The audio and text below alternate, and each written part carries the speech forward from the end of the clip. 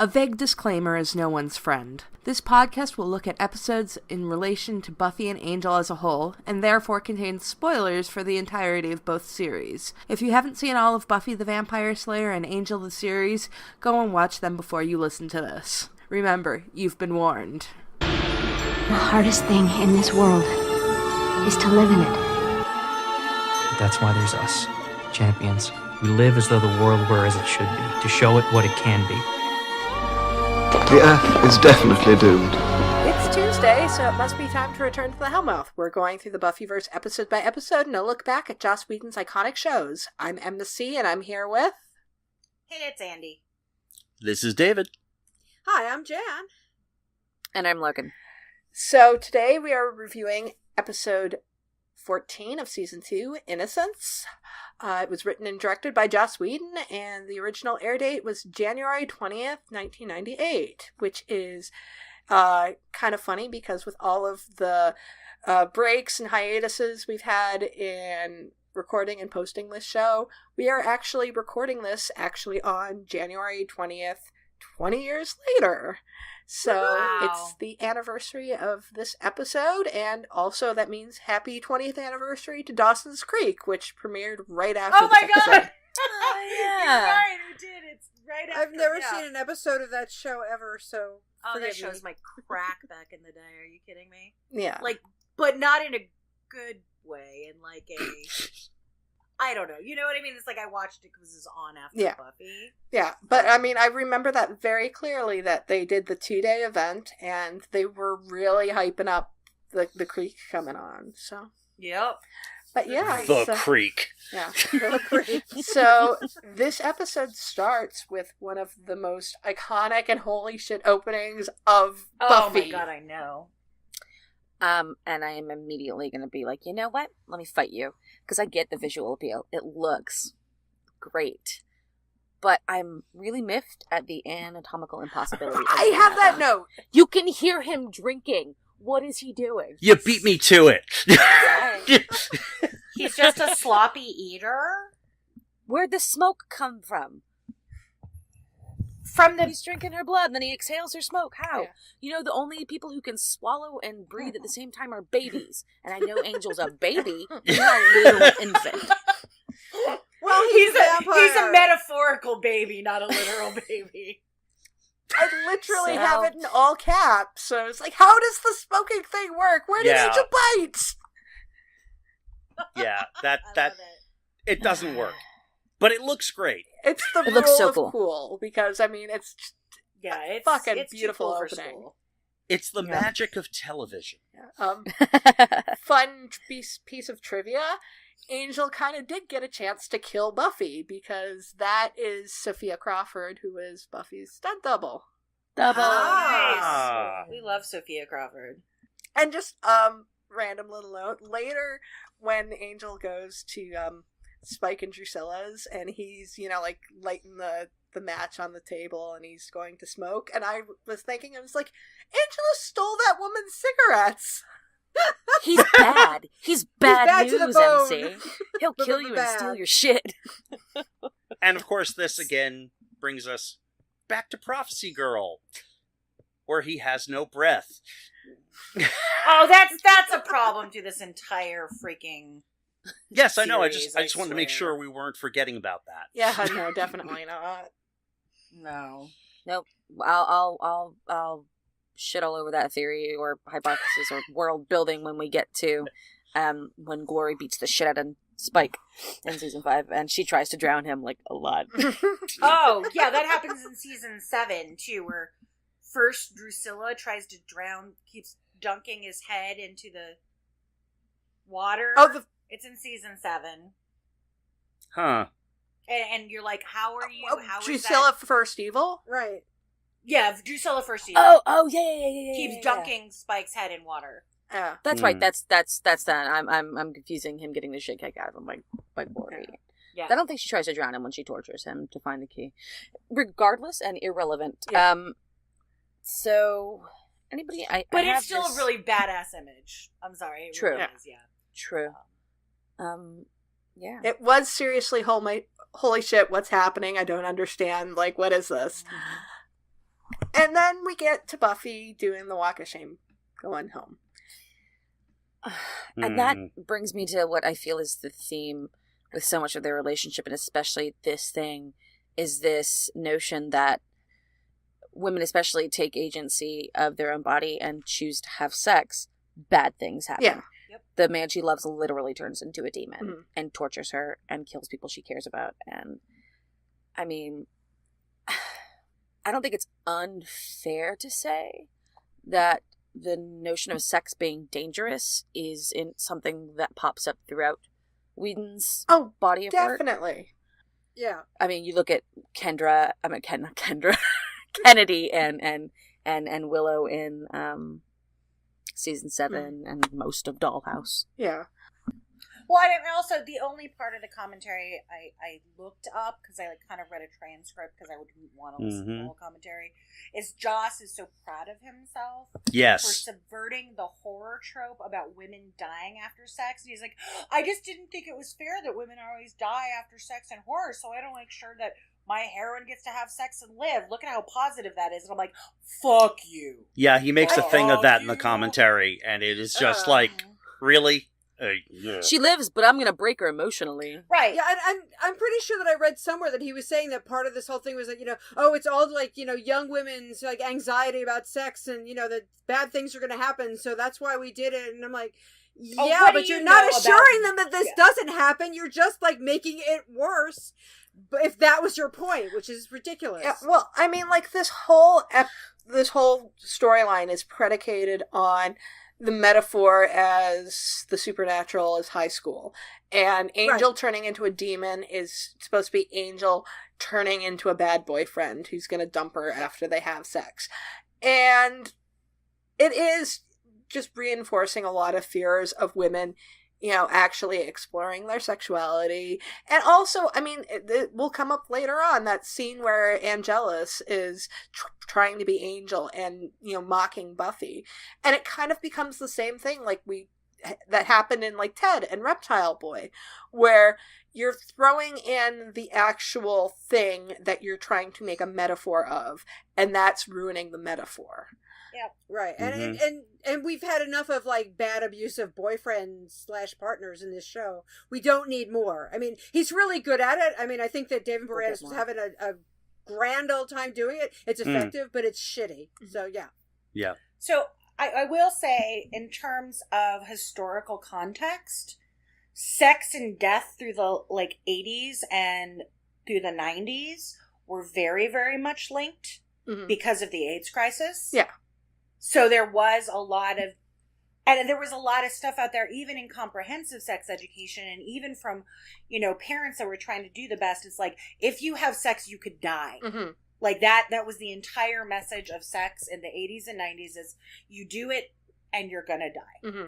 But there's also, I was gonna say, just the horror trope, even like pre-AIDS stuff. Like if you look at early 80s movies before AIDS was seen as anything in the heterosexual realm. I mean, if you look at like Friday the 13th, it was always like if you lose your virginity, you're immediately going to be chased after by the serial killer and die. Oh yeah, for sure. And it got worse later, but yeah, I agree, but it's just like, it was there even before, and this just makes it worse. So I'd like to think that Whedon was being that thoughtful and trying to incorporate that notion of the fear that the AIDS crisis sort of brought about, especially within the LGBTQA community. But I suppose regardless,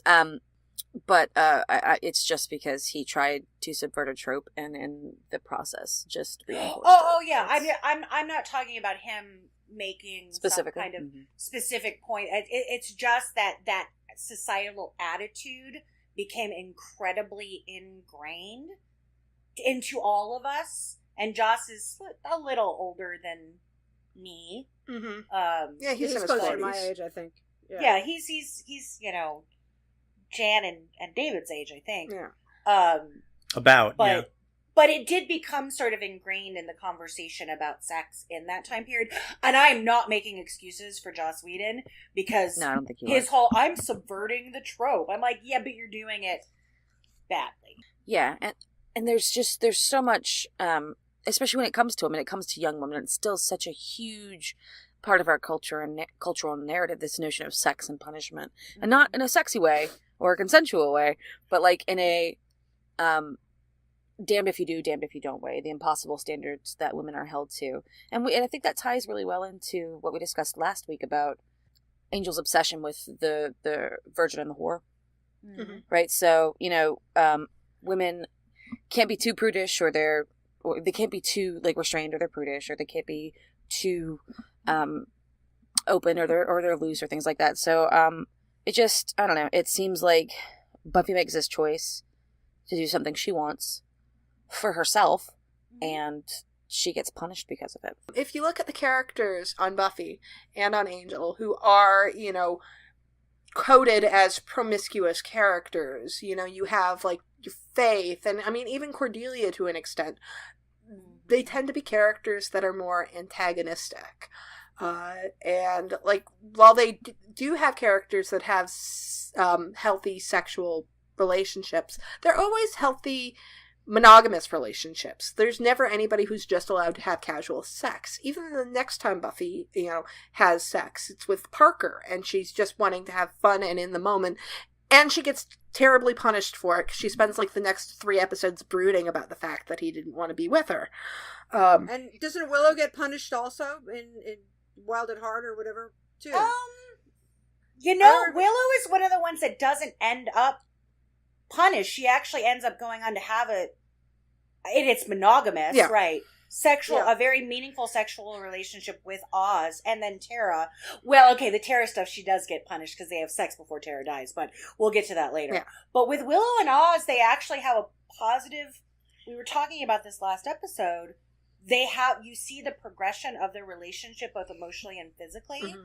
and there's no real punishment for her losing her virginity to Oz, and they actually talk about it a lot, which again will be something when we get to it. Yeah, I mean that stuff is kind of fuzzy in terms of timing, so I was just like thinking it was like what happened in Wild at Heart, but we're jumping ahead. One of the things that struck me is, I believe Joss talked about this in the commentary, when it came to recording the ADR for the love scene. Yes. And Joss and the sound director did it because he was too embarrassed. He was too embarrassed to ask David and Sarah to do it. And I'm just like, okay, if you're too embarrassed to talk about it, you're not mature enough to write about this. Right. I watched the little snippet they have. It was like his little interview about Surprise and Innocence, and it's only like 4 minutes long, where he talks about like how uncomfortable he was shooting his first sex scene, and how much of like David and Sarah were just total pros about it. Mm-hmm. We're like, where do you want me to put my hand? Does this look the way you want? Do I need to get in another angle? So he was the one uncomfortable with it, and the other, the 2 actors who are the ones you protect when you're doing a sex scene. Like that is what you always do, is protect your actor. They were the ones that were being professional, mm-hmm. and he was not. Get over your sexuality hang-ups, Chelsea. Yeah. And considering how old I know I was, it's like, he was 35 at the time, give or take. So it's like, he wasn't like 20. It wasn't like a first directing job or something. So Joss, get over it. So yeah, just to move on, because I'm sure we will talk more about sexuality through this. Buffy doesn't check in with Giles at all, and I mean, I know she was like really horned up because danger, but come on, like this is like they actually say that he's going to bring Armageddon, and Buffy doesn't bother to check in and be like, by the way, the judge is around. We know Angel has a fucking phone. And also, that's true. He's called John. Yeah, Angel disappears in the middle of the night, and Buffy, I guess, sleeps through the entire thing. Yeah, she must be a really heavy sleeper, because I'd be like, where the fuck are you going? This has always sort of been this, it's always been really unclear. And I don't know if it's because they just didn't sort of expand the mythos enough to make this abundantly clear. But when it comes to the moment of true happiness, it bums me out that on the surface it's like orgasm. Yes, right. Because I feel like if you dig deeper, it's like a moment where Angel isn't punishing himself because he's completely lost in this. Mm-hmm. But that suggests that he never masturbates? Or, I can see him not having sex at all. That scans with his personality. If we look at taking an Angel into account in this, Angel has sex 3 times on Angel without losing his soul. One time because he says it's the moment of perfect despair. One time it's because he's under a spell, and the other time it's because I don't want Andie. So, thinking about the show Angel, this whole sex, I mean, I get it. It's the moment he lets go, feels no guilt, the thing with Buffy. But I was always really surprised when he didn't lose his soul again. There are a couple of scenes in Angel where him and Cordy and Connor, baby Connor, are so relaxed and so happy, and he's so content in those moments with his son that he didn't go bad from that perfect happiness. That seems more like perfect happiness for me for Angel than it does having sex with Buffy. Well, yes. And I mean, like, they do give him, like, a moment of perfect happiness on Angel when they have him, when they do the soul transfer. And again, they make it, like, a whole sex thing, because they make Angel have, like, the Indiana Jones fantasy. Yeah, he like goes into a dream, and they like figure out a way to kill the beast, and he makes up with Connor, and he makes up with Wesley, and then he and Cordelia hook up, and they have like this big love scene, and at the very end of it, he says Buffy, and then it turns out that he loses his soul. So, I mean, they still fucking make it about sex. They do. That has really always bothered me, is the emphasis on the sex. Yeah. And the curse. It's just, makes me incredibly uncomfortable.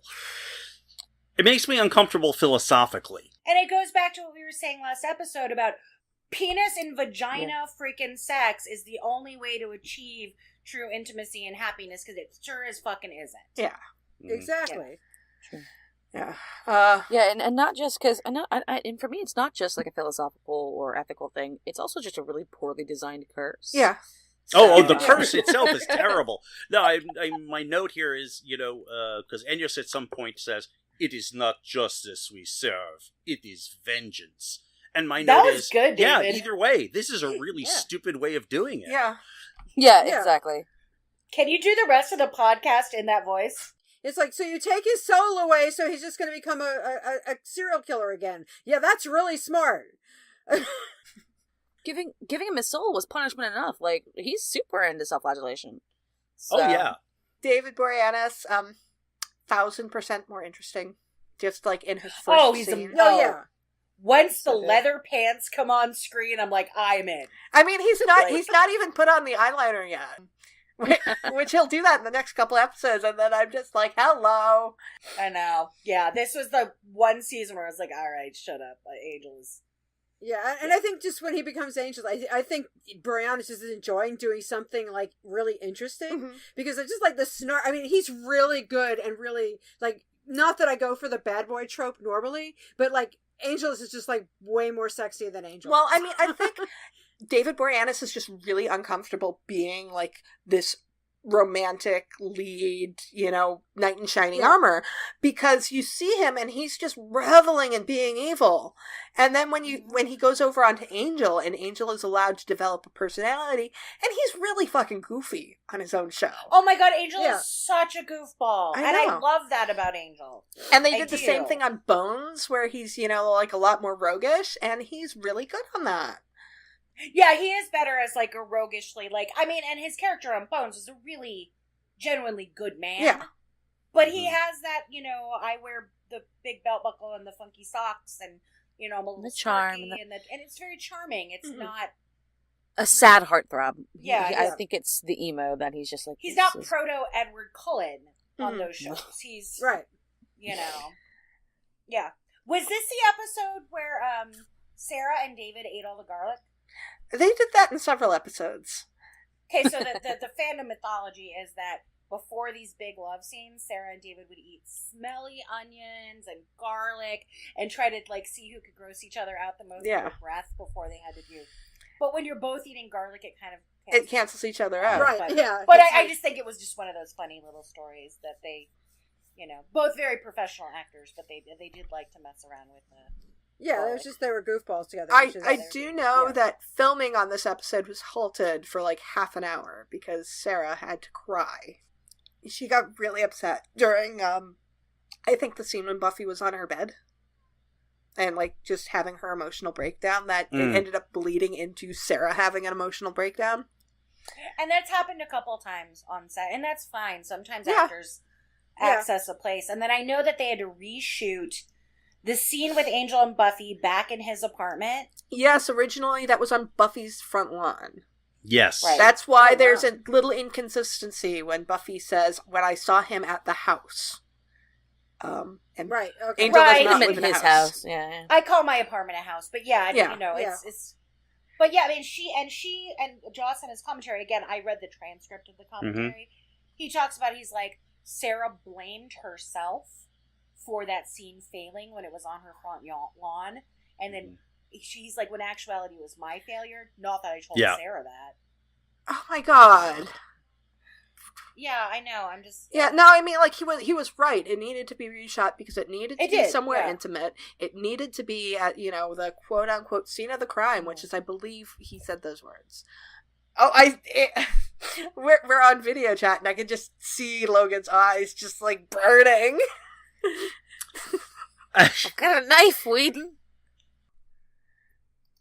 So we get into the scene at the school with Xander and Willow and Giles and Cordelia. Allison, for crying, it hurts me so much.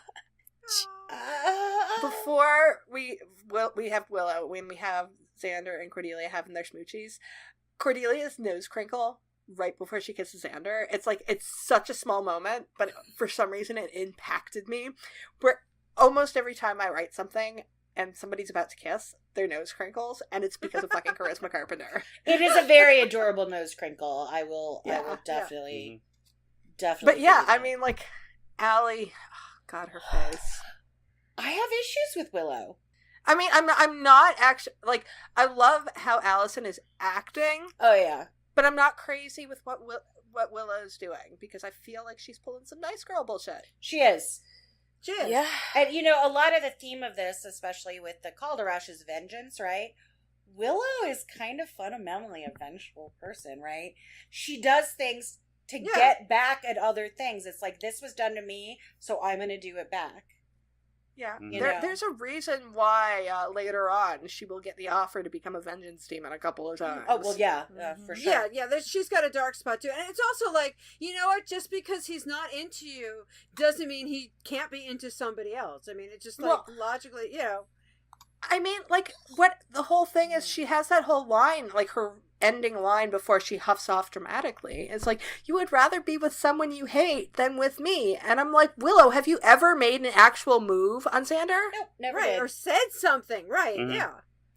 And, I get that it's very teenage, because it's very much like, why doesn't he like, it is a very teenage thing to do. And I'm sure I did it when I was a teenager. I'm like, I did it all the time. I know I did, I totally know I did it. But like in but hindsight, I'm mid-30s. I don't have time for this shit. Yeah, now I'm just like, whatever. He doesn't like me back. Moving on. I mean, I would hope. Oh, that wasn't me indicating that I wanted to talk. It was me basically apologizing to my best friend from middle school and high school. I'm sorry that I pulled that nice girl shit. I'm sorry to several different people that I pulled that nice girl shit on. So I'll publicly apologize for that bullshit. Yeah. Sorry, dude. I'm glad you're happily married now. Sorry, Dale. Because I totally pulled that on the guy I'm marrying when we were just friends, like 15 years before we got together. Sorry, honey. But we're past it now. We're definitely past it now. I was the opposite. I would tell people, and then they would tell me they weren't into me, and then I would be like shattered, because it was like I actually stood up for myself. But good for you for standing up for yourself. Yeah, but I always got rejected, so it was like after a while I just shut up, because it was like, well, nothing's going to happen anyway. Yeah. But yeah, I mean, it's manipulative behavior, and I know Willow is such a fan favorite, and I get it, but watching this all over again as an adult, like, those red flags and warning signs about how evil she's going to get are I don't know if they were purposely planted, but they're there. They are definitely there. Well, I mean, I think the thing is, it's like they base evil Willow so much off of Willow's personality that they just take her weaknesses and then they amplify them. Yeah. So I think that's why we can see it as foreshadowing now. But yeah, I mean, like, she's she gets disgusted at the idea of Xander and Cordelia being together, but by this point, Cordelia's been with the group for like half a year, and Cordelia right. It's not like it happened a year ago, story time, where everybody did hate Cordelia, and she wasn't hanging out with them, and she hadn't helped save them. So yeah. It's a disconnect there. Yeah, and then I love the scene with Oz later. Or I love Oz in the scene. Oh, I do. With Oz later. So great. But Willow tries to fucking use Oz. I know. And it's a testament to... And he knows it. Yeah, exactly. That's how well he's written and how well they approached him. And you see it again and again, especially when Willow tries to initiate sex and he's like, I'm not ready. I want it to be special with you. I feel like Oz would totally be the kind of person who's like, let me teach you about consent. My fellow men. Like, oh God, I love Oz. Oh, I know. I just, like, Oz, I wrote in my notes, we need more Oz and Giles and less Xander and Joss. Because both Oz and Giles are great and they really are talking about, like, Oz knows his boundaries and he's really good at setting them and he's really good at expressing what he wants. And because of his personality, he doesn't over-talk it like Willow or myself tends to do. He just says, this is my boundary. This is what I have to say. Now I'm done saying it. You can respond. And yeah, Oz is, sorry, he's like the best ever. The worst he gets is when he expects Willow to have waited for him when he, like, wolfs out a little bit when he meets Tara. Like...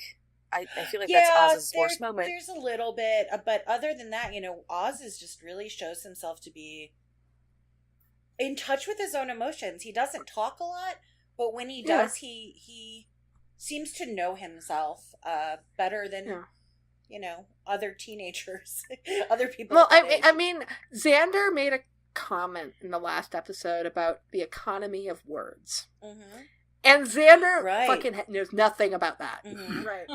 Oz is the epitome of the economy of words. And he's also somebody, when he does say a lot, like in the van scene, it's like the most romantic thing you'd ever heard, and they're perfect words, and I just want to be like, I love you, please, why can't I find a man like this? You know? Like, the whole, like, freeze frame thing is like, oh my god, this is like I don't care about any other romance on this is what I want from romance, because it's so beautiful. And it's so heartfelt and special and perfect, and it's Oz. So, yeah, it's wonderful, and I love it, and I love what they do with his character. And they wrote this scene specifically so the audience would give Oz a chance. Okay, we've skipped over a bunch of stuff. We did, I know. Yeah. We have the scene with Angel and Buffy in Angel's place. Okay, yeah, and I've already talked about that a little bit, where it's like it's a heartbreaking scene. But really, I'm not too keen on it because I feel like it was unnecessary. It's like kicking. It's Joss grabbing us by the collar and punching us and going, "This is what I mean." We get it. Yeah. The scene in the school would have been sufficient. Yes. Yeah. I think Sarah and David are incredible. They are. It's a great scene, but yeah.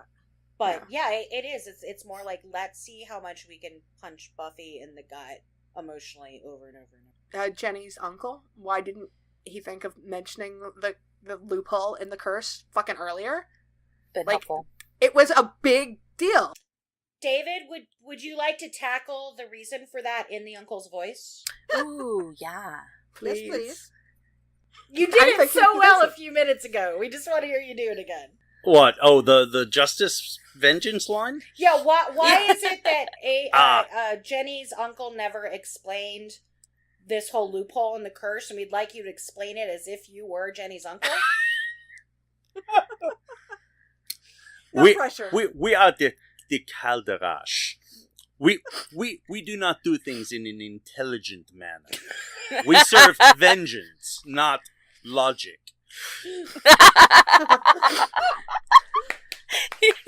Tiny claps!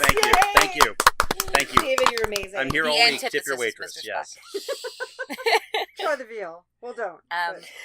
Now call Boris Karloff a cocksucker.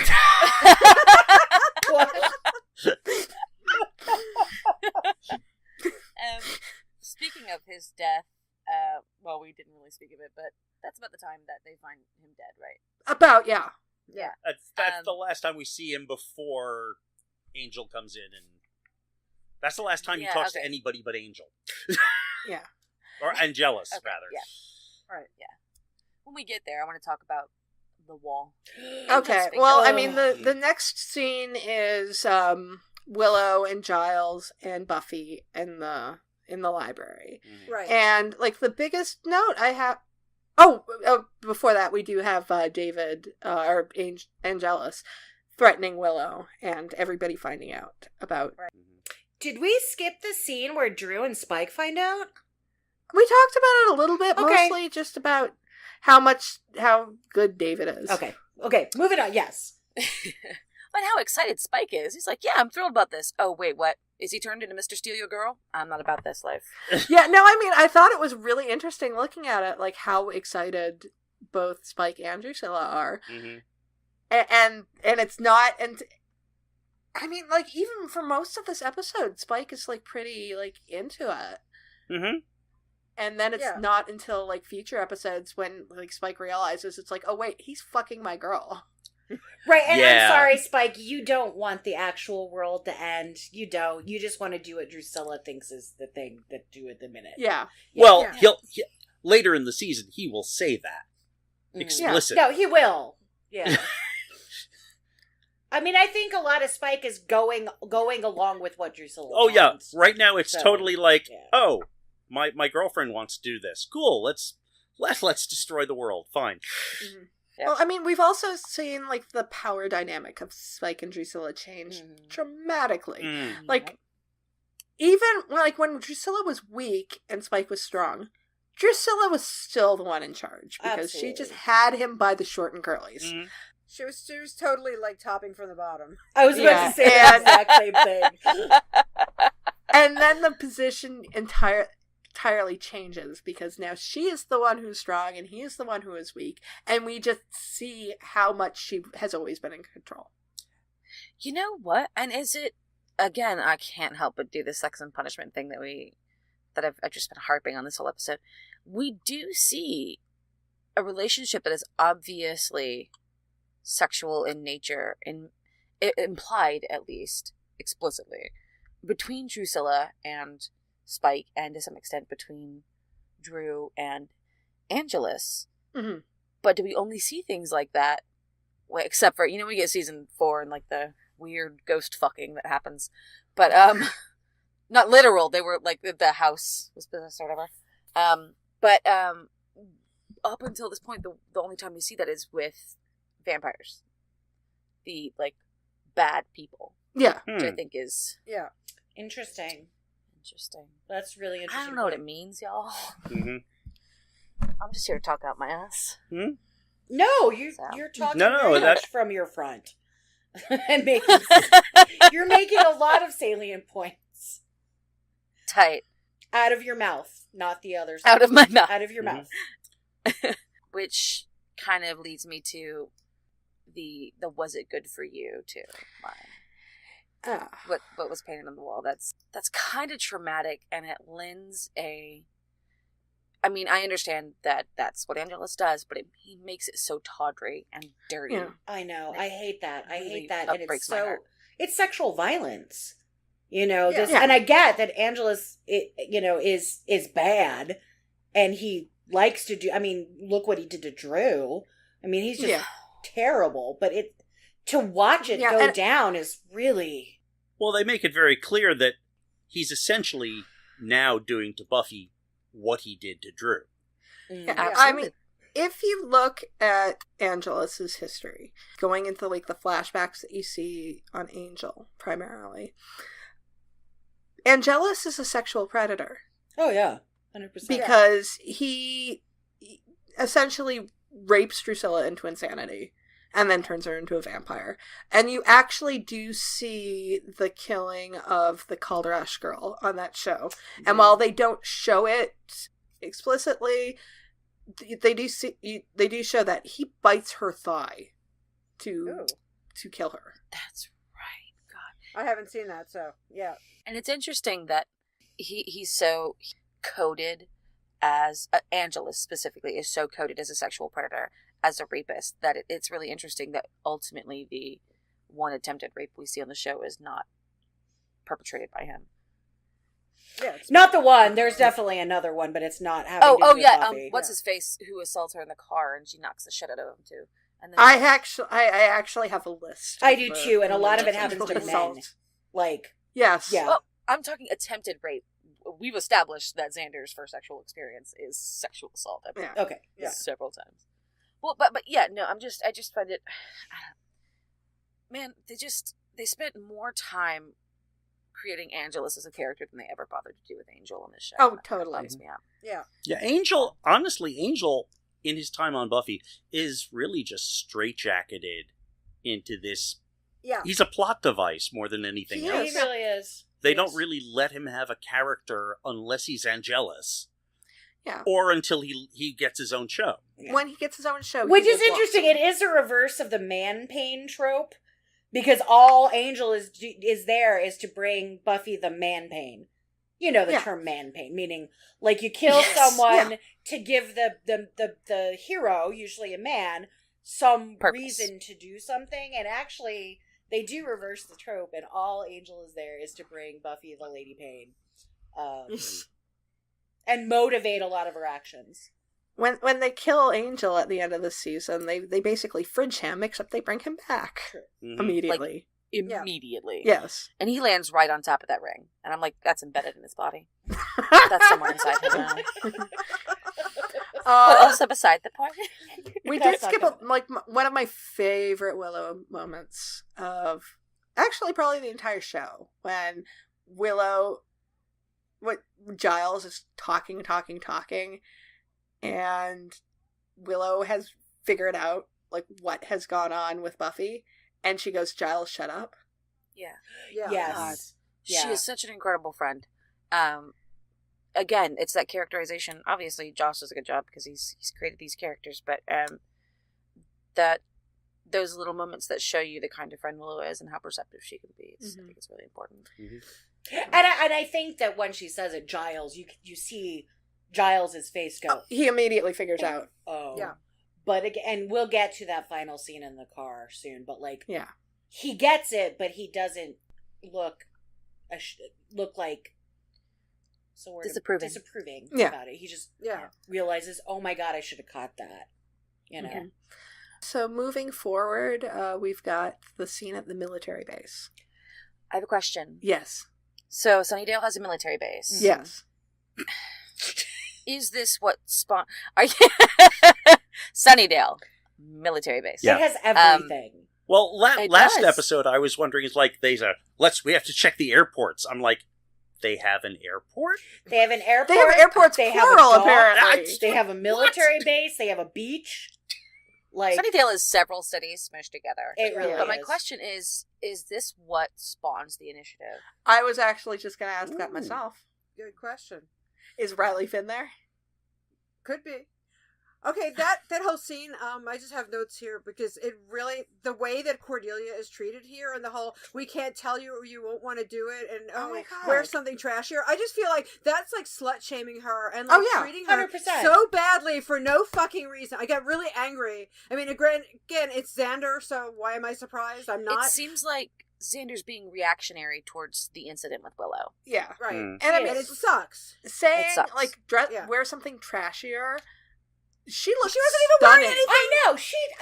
Cordy, and it was like a button-down blouse and a skirt. Why is this trashy? I mean, should she wear a preppy? Oh, yeah. Cordelia's super preppy. She had like a little scarf around her. I mean, in general, a sweater tied around her shoulders. I mean, dress trashy all you want. I used to love a good trash dress, and I did not. Well, here, but she was not wearing anything remotely trashy. But Cordelia's clothing is the clothing of all this '90s stuff that's the most classic, because a lot of stuff you see on Cordy you could see 10 years earlier or 10 years later, or you could see it now. It's American prep classic, it's just J. Crew shit, so right. So I was like, what the dress trashier, what and then just the whole thing. I can't tell you because you won't do it. Why don't you freaking talk to this woman and ask her? Why don't you give her the agency to make up her own fucking mind? This woman that you are trying to get to go out with you. That's why she won't date you, Xander. Fuck. Because you're an immature asshole. I mean, just that really, really bugged me because it was like, why? And there's nothing that he does that's that terrible. It's not like he's like, oh, do a striptease. It's not like True Lies or some shit like that. He's like, he wants her to make out with him and pretend and be like, ooh, look, like big shiny guns. I'm so horny. I mean, like, why is this so? It's not even like he's like implying to the soldier that Cordelia is a prostitute or something. Right. It's just like, I have a girl and I want to impress her because she's going to get all turned on if she sees the big guns. Yeah. So why would she object to it? Okay. Well, I mean, Xander keeping the military memories, so many fanfics were born from that. I actually kind of love that they decided to keep that. And partially because it's useful. You can have a Xander Ex Machina for stuff. But I don't know. I always thought it was really just clever in terms of writing that they kept. Yeah, that part of it is great. It just and I like the fact that he got plans. You know, he's actually doing something. Yeah, and I mean, like, this plan is phenomenal. Like, it really is. I love this plan so much, and I like that. I like that it came from Xander. I like that it is like you're not expecting it. Like, seriously, like. I did not see this coming. I didn't either, and I love each of the characters has their specific strength that's played to within the planning of this. Yeah. Even Oz's strength of having a van. You know? Not only does Oz have a van, but also he's the one who figures out where they've gone. Yes. Yep. If I'm going to line up to get slaughtered. Yeah. I mean, everybody's straight. I will get, this episode is incredible for that end mall piece because everybody really, like, they go in like an army. They do. Everybody is working together. Yeah. It's great group dynamics, because everybody is like working together. Which I think is why I'm so mad about the Cordelia thing, because they're not allowing her to be a part of what they're like, again, with agencies. So. Mm-hmm. I mean, like, during this whole thing, we actually do have a little scene between Xander and Cordelia where they're talking about sex. And linoleum. And, you know, okay, the linoleum line is so problematic, but it's really funny. Yeah, but it is problematic in that Joss does seem to have, like, this really immature idea of sex and the way women look at sex differently, and that men should not be shamed with looking at sex like this all the time. But, you know, we've already talked about that a lot. You know, let's gush more about Oz. Yeah. Then we do have the scene again. Excuse me while I swoon. I'll swoon like constantly. Yeah. Just the setup of the mall scene, the badass basically walking in slow motion away from a fire bit as they just like walk into the mall. And it's two armies coming together, and I think that looks really good. But the humor of that scene is Brian Thompson, right? Yeah. What's that do? I give him so much credit for his so delivery. good. He doesn't have a lot of lines in this episode, but his delivery is just brilliant. It is so good. What does it do? Like so funny. When Angelus says, "Yeah, you look real spiffy," and he just goes, Spiffy. and then just like right before he gets the rocket launcher, it's just like, how does that work? So what's that thing? Yeah, it's like, what's that do? It's just like his delivery of those lines is just Buffy with a rocket launcher is my aesthetic. It's my mood. My goal forever. It's iconic. It is 100% one of the most iconic images from this show. Yeah. Especially the way they framed it and the way the sort of I don't know if blocking is the right word, but how they have her. She is up. She has got like her legs in a power stance. She is the Scoobies are supporting her. Yeah, they're literally like they almost look like a pyramid base. They're handing this piece of equipment up to her. It just looked really, really good. Yeah, yeah, he did a good job directing. Yeah, and I actually like the scene before when they're still in the library and they, you open, because they keep the reveal. They do a really good job of keeping the reveal of what it is from the audience. So they're talking over it. She opens the package. She's like, Xander, that's great. And Giles is like, yeah. I mean, most of this is Xander's plan, isn't it? Mm-hmm. Yeah. Like Xander. Buffy then takes over Comes that through. and becomes the general of it, because that's what Buffy Yes. does with, Giles being sort of point. But this is Xander's plan. Well, Xander's the Ron. In this, he's got the... I keep bringing this back to Harry Potter over these last few episodes. It's always he's fun. the strategy. Yeah. Which is... Okay, so I have a question. This rocket launcher turns up again in the episode Him in season 7. It does. So that's 5 years from now. Where is Buffy going to keep a rocket launcher? You'd assume the basement, right? But full copper repipe, that thing got soaked. Do they do well in water? I don't know anything about rocket launchers at all. I don't either. Also, she keep it under a bed? I'd be a bit worried about having a rocket launcher in my house. Does Giles have like a secret stash or do they have like a, what's the word I'm looking for? Armory? Storage locker? Storage locker, thank you. Okay. Like John Winchester on Supernatural. Could you fucking imagine if they just didn't pay it and they wound up being on like Storage Wars? Storage Wars. Now I want to both read of that them. fic. It could Okay, be like we got the- a box here, we got a The rocket Buffy launcher, locker and the Supernatural locker end up on. Someone needs to write that fanfic about them not paying. Like, we got a box of crossbow quarrels here, steel-tipped ones. we What? have some kind of Mayan idol that might possibly burn your eyes out, and like that. I would love that. Someone do that. That actually rocks. Somebody needs to write that. If you're listening. Willow and Taro's cat gets killed by a crossbow. And it's like, I don't want to think about that rocket launcher being in their house. Truth. Yeah, you don't need a rocket launcher around a 14-year-old. Especially after Buffy's dead. Between season 5 and season 6. If it makes you feel any better, it looks like that thing has to actually be armed before it becomes active. Yeah, because she actually goes through a whole... She goes through a timing process where she Yeah. turns it on and it revs up. So it wouldn't probably just go off.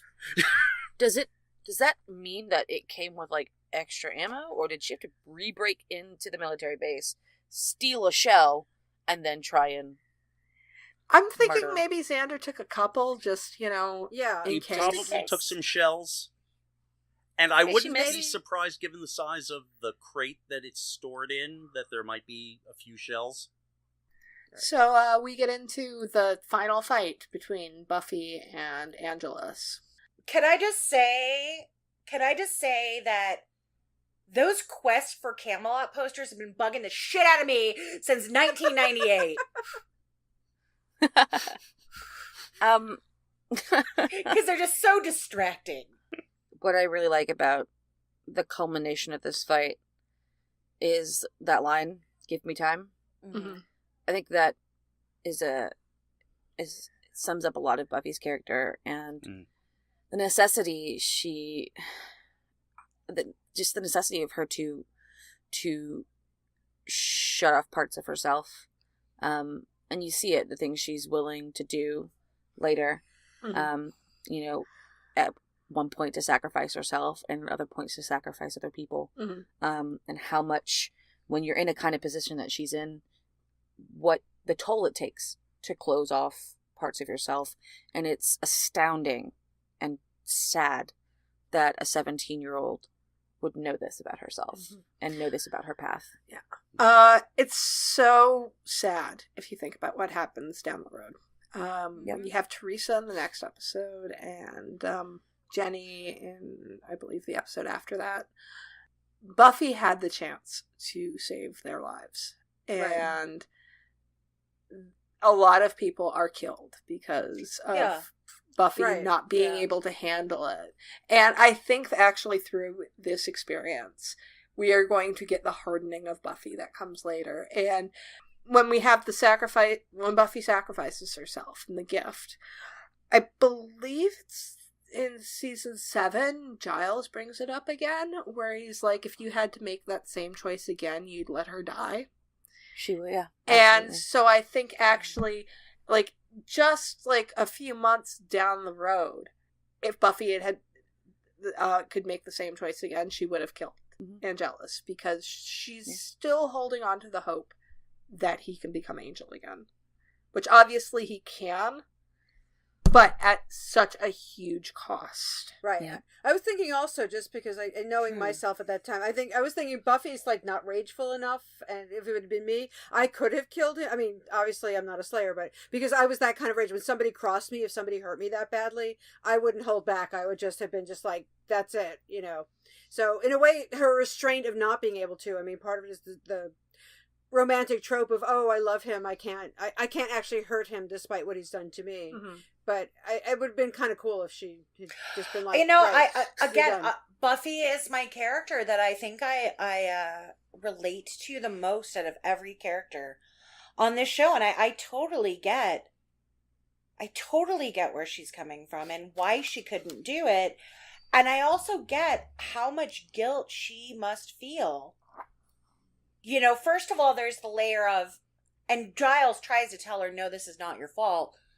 But the fact that she had sex with Angel that started this whole bullshit, and then she wasn't able to kill him, and then you lose Jenny, and like that is so much for a 17-year-old.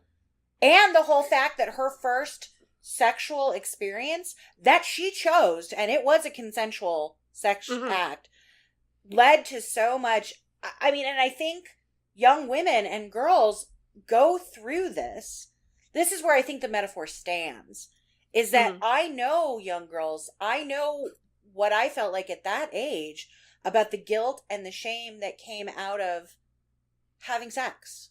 Mm-hmm. You know, becoming intimate. How you couldn't tell people. How, you know what I mean? Like, and then what Angel did as a sexual predator is with the whole, was it good for you? You know, this just horrible violence he perpetrates on her leads to Buffy psychologically just being like, I mean, and she's gonna say it in later seasons, like, why can't I make a relationship work? Why can't I? And all it does, and I hear it from people my age, from people younger, from, you know, feminist blog, you know, about how much shame and damage that does to young women. And I think the show does, through the course of the next, you know, 5 seasons, it shows the repercussions of that pretty well. Something that was actually changed from this episode. Originally, Jenny was supposed to die rather than her uncle. Really? Which, in the original outline for season 2, Jenny was going to die in this episode, and Oz was going to die in Passion. Oh! I know, right? I know. Logan's just pulling like this face, and I'm like, they really, this horrified face, and I'm like, yes, that's the most horrific thing. I mean, if that outline was made when they were still breaking the season, I guess I get it, but I think it's much like the James Marsters thing. Like, from his first scene, like, the plan to kill him just went out the window. And they realized they really liked Seth. You know, I read somewhere also that originally they had actually planned on killing Spike in this episode, that Angelus was supposed to kill him off, and he was going to hook up with Drew. Yeah.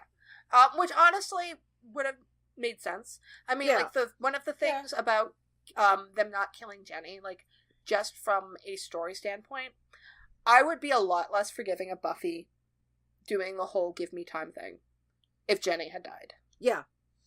Because, I mean, she doesn't really know the uncle. There's no connection. But yeah, if it had been Jenny at that point, exactly. I think if it had been Jenny, that would have inspired something in her. Yeah. Because they're still mad at Jenny at this point for keeping these things from them. But not only does she know Jenny on a personal level, and I'm sure she cares about her, but she cares about Giles. Yes. And she sees the happiness that Jenny brings to him. Yeah, well, we will get into that with Passion, when she says, like, I'm still mad at you, but he misses you. Yeah, and I think the episode closes on something that really, the line's a little melodramatic, the "Let It Burn" line, but I think it's along the same sentiment overall. Yeah. Well, we have Giles and Buffy's scene in the car. I think this is one of my God, very favorite scenes of any episode of Buffy. In the entire 144 episodes of Buffy, this is one of the ones where I love it. It's one of my favorites. This is Giles being peak dad. Yeah. Mm-hmm. Peak dad Giles. Yeah.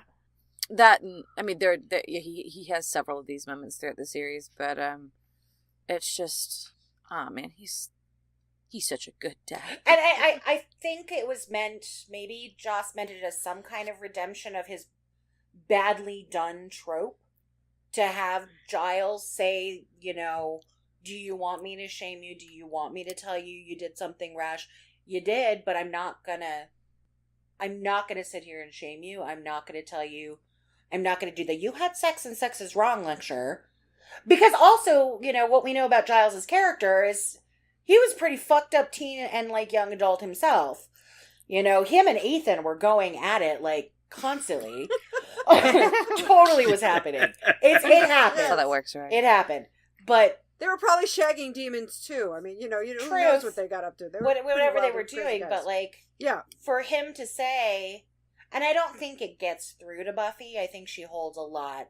Yeah, I mean, being her sailor is her job, and you know, or her calling. But oh God, Giles and Oz are like, I love them. And again, like I said, # male goals. Yes. Right? Like that's how you do it, men. You know, you do it like your Oz and your Giles and your David, because David's a good dude.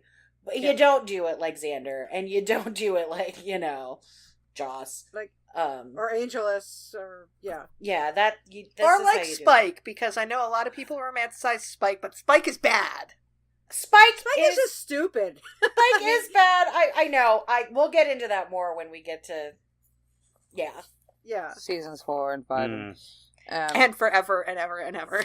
Yeah. Also, Spike is kind of to me like I'm the nice guy. Why won't she love me? That bitch, that whore.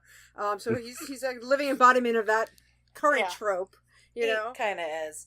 I still really love him, but you know, we'll get there. But that's a whole nother episode. So with this one, Giles has that beautiful speech, and then at the very end we have Buffy with Joyce, and she's just going to let her candle burn. Yes. Wearing very comfortable looking socks. Yes. I mean, isn't that supposed that if I was a parent, I'd be like, that is such a red flag. What is happening with you, child? Well, it's Joyce. It's Joyce. Yeah, she is a little bit clueless, because I was like, aren't you going to ask why she's so depressed on her birthday and stuff? But it's Joyce. She's 17. Yeah. Actually, there's an interesting connection between the last episode and this episode that I think would be easy to miss if you didn't watch them sort of back to back like I did when we were preparing this. When Buffy comes home from Angels, Joyce has this, it's like, well, you look kind of, I don't know. And then at the end of this episode, when she says, 17 being different, she's like, well, you don't look any different to me. Huh. Let it burn? That's an interesting line that we hear again in a song once more with feeling. Yeah. True. Sorry, y'all. Clearly, I just had that. No, but it's interesting because that's also another, not trope, but one of those things that you see in a lot of teen shows, teen fiction, is the person wondering if they were going to look different or seem different after they've sex. had sex. Mm-hmm. Yeah. Nope. And then Let's disabuse that notion right now. Joyce, you don't. You don't, like, grow a big neon sign that said, I had sex. You don't. Well, unless you're, like, walking around an orgasmic glow and, like, Well, Okay, but let's be real. Who actually orgasms the first time they have sex? Yeah, what teenager actually has good orgasmic sex the first time out? It's not something that happens. Ever. So I think we're at final thoughts for this episode. A little bit of trivia for it. This is the favorite episode of Joss, Christine Sutherland, and the casting director, Marcia Schulman. Oh. That's actually about all I have for... Did we have music? I think we forgot music notes on the last one. There was no music in this one, other than the music at the very end with the movie. Yeah, which is the musical.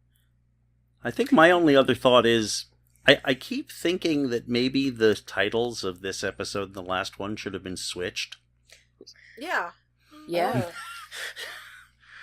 I mean, I feel like the reason they did that is... I definitely see where you're coming from. Angelus's reappearance is definitely a fucking surprise. Yeah. But Buffy is...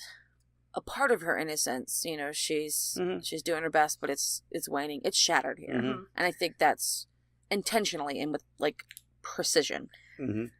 I think that's probably why they did that. When it comes to surprise, I mean, surprise! I Thanks, also Morty. feel like if they had called the last episode Innocence, everybody'd be like, oh, that's the episode where they gonna fuck. But didn't everyone know that already anyway? Well, because it was really early days of the internet, so the episode titles didn't really get out. Like all That's that true, much. yeah. Yeah. Yeah. Oh, they gonna fuck. Oh, they gonna fuck. This week's episode, they gon' fuck. These two episodes, On a very special episode of Buffy the Vampire Slayer. they gonna fuck. They gonna fuck. I'm pretty sure that was the advertisement for the episode Smashed. Yeah, it kind of was. Oh It my really God. I think it was. Buffy and Spike, they gonna fuck. And do some home renovations while they're at it. Yes, here be bonin'. It's... So these two episodes, I see them for the game changers they are. Mm-hmm. Yeah. You know, I absolutely do. And in terms of Buffy lore, mythology, the whole whatever 9 yards of what, I don't know. But at the time, I loved them. And I think these are two that I watched the most for a really long time. But I don't know if these rate as two of my favorite episodes anymore. I think they rate as things I always rewatch, but I don't know in terms of actual ones for me that emotionally resonate still. I don't know if these are still on my top. They might be in the top 15, but they may not be in my top 10 anymore. I still really like them a lot. I was thinking that while I was watching them again last night, it was like if I was trying to get somebody into the show, these are two that I'm, even though there's a lot of spoilers, this is one of those like, yeah, sit down and watch this. You'll at least get the characters. You'll get the feel for the show. This is what Buffy quintessentially is about as a character show and everything and the way that it goes. So I still really like them, but I agree with you. Like maybe they're not my top in terms of the over narrative or, oh my God, this is like amazing television. Yeah. But I actually, on our website, on our About Us, when we have our favorite episodes, this one is listed as my favorite.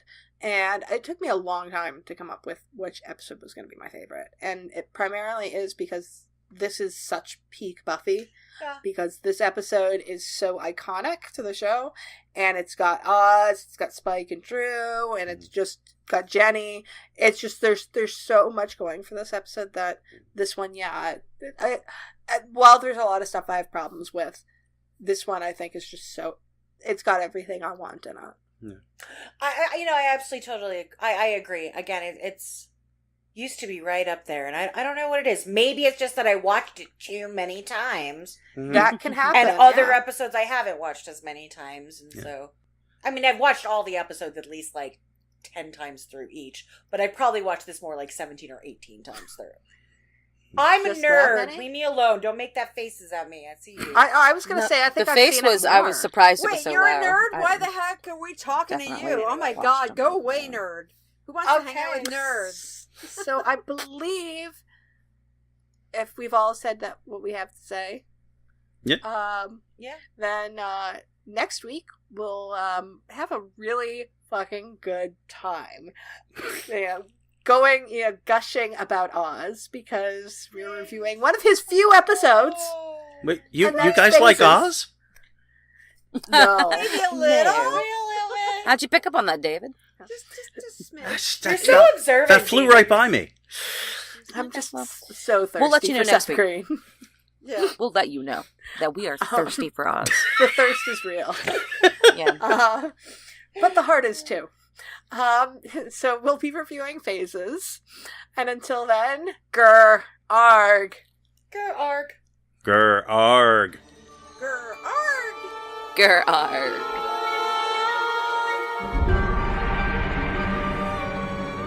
We'd like to thank everyone who downloaded the podcast, and an extra special thanks to everyone who shared, liked, and subscribed on social media. If you'd like your questions or comments read on the show, you can contact us on our website, returntothehellmouth.com, on YouTube at Return to the Hellmouth, on Tumblr and Facebook at Return to the Hellmouth, on Twitter at HellmouthReturn, or on email at returntothehellmouth@gmail.com. We'll be sure to read your comments on the show. Be sure to rate our shows at iTunes and Stitcher, and check out our show merchandise on TeePublic and Redbubble. See you on Tuesday for Phases. Grr, arg.